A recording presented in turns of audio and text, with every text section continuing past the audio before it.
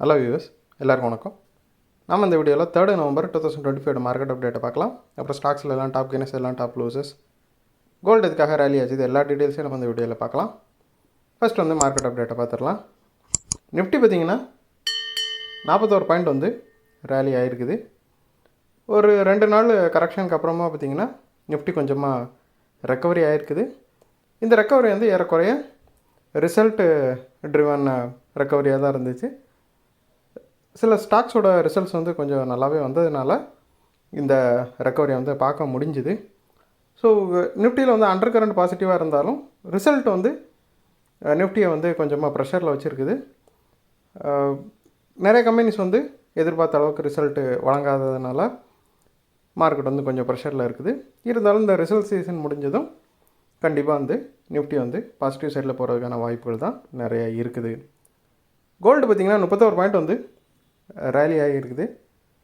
Gold features வந்து international மார்க்கெட்டில் $4021 வந்து ஒரு அவுன்ஸ் வந்து ட்ரேட் ஆகிட்டு இருக்குது. ஸோ இதுக்கு முக்கியமான காரணம் என்னென்னு பார்த்தீங்கன்னா, கோல்டு விழுந்துகிட்டே இருந்தது, இப்போ மறுபடியும் ரெக்கவரி ஆகிருக்கு. ஸோ அதுக்கு ரீசன் என்னென்னு பார்த்தோன்னா, யூஎஸ் சைனா இடையிலான அந்த டீல்ஸில் வந்து பெரிய அளவுக்கு இம்ப்ரெசிவான இது அவுட்கம் வந்து இது வரைக்கும் எதுவும் தெரியலை. அது மட்டும் இல்லாமல் ஃபெட் வந்து ரேட் கட் பண்ணியிருக்காங்க. இதெல்லாம் சேர்த்து கோல்டு கொஞ்சம் மறுபடியும் வந்து ரெக்கவர் ஆகிறதுக்கு வாய்ப்பாக அமைஞ்சிருக்குது. அப்புறம் டாப் கெய்னர்ஸில் ஃபஸ்ட்டு பார்த்திங்கன்னா ஸ்ரீராம் ஃபைனான்ஸ் இருக்குது. 47 பாயிண்ட் வந்து ரேலியாக இருக்குது. ஸ்ரீராம் ஃபைனான்ஸோட Q2 ரிசல்ட் வந்துருந்துச்சு. அது எஸ்டிமேஷன்ஸ் எல்லாத்தையுமே வந்து பீட் பண்ணிடுச்சு. ஸோ அதனால் இந்த ஸ்டாக் வந்து ரேலியாக இருக்குது. டாப் கெய்னர்ஸில் செகண்ட் பார்த்திங்கன்னா டாடா கன்சூமர் ப்ராடக்ட்ஸ் இருக்குது. 32 பாயிண்ட் வந்து ரேலியாக இருக்குது. இதோட Q2 ரிசல்ட் வந்துருந்துச்சு. நெட் ப்ராஃபிட் வந்து 11% வந்து இன்க்ரீஸ் ஆகிருந்துச்சு. ஸோ அதோட இம்பேக்டில் இந்த ஸ்டாக் வந்து ரேலியாக இருக்குது, டாடா கன்சூமர் ப்ராடக்ட்ஸ். அப்புறம் டாப் லூசர்ஸில் பார்த்திங்கன்னா ஃபஸ்ட் வந்து மாருதி சுசுகி இருக்குது. 535 பாயிண்ட் வந்து ஒரே நாளில் விழுந்திருக்குது. ஏறக்குறைய இது 3% மேலே. ஸோ இது எதனாலும் பார்த்தோம்னா, மாருதி சுசுகியோட Q2 ரிசல்ட் வந்து இருந்துச்சு.